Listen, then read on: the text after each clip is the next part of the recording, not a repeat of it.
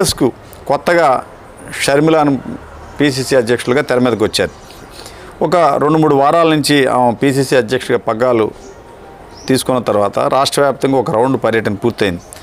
ఆమె పర్యటనలో సీనియర్ కాంగ్రెస్ నేతలు ఇప్పటివరకు అంటే విభజన తర్వాత కాంగ్రెస్ పార్టీలో మిగిలిన వాళ్ళలో సీనియర్లు కేవీపీ రామచంద్రరావు, రఘువీరారెడ్డి, జేడీ శీలం, పల్లం రాజు, గిడుగు రుద్రరాజు ఇట్లా కొంతమంది సీనియర్ నేతలు ఇంకా కాంగ్రెస్లో కొనసాగిన సీనియర్ నేతలు షర్మిల వెంట క్యాంపెయిన్ల ముందు సాగుతూ ఉన్నారు. సరే, కొంతమంది అంటే జగన్తో విభేదించినటువంటి కొంతమంది ఆళ్ల రామకృష్ణారెడ్డి, మంగళగిరి ఎమ్మెల్యే వంటి వాళ్ళు ప్రత్యక్షంగా వచ్చి ఈ పార్టీలో కలిసి తిరుగుతూ ఉన్నారు. సరే, రాజకీయాలు విమర్శలు, ప్రతి విమర్శలు, ఎన్ని ఆత్మవిమర్శలు ఇవన్నీ ఉంటాయి. అది హుందాతనంగా ఉండాలి. గతంలో రాజకీయాలు ఎంతో హుందాతనంగా ఉండేవి. వ్యవస్థల మీద ఆరోపణలు, విధానాల మీద ఆరోపణలు ఉండేవి, కానీ వ్యక్తిగత విమర్శలు ఉండేవి కాదు. అది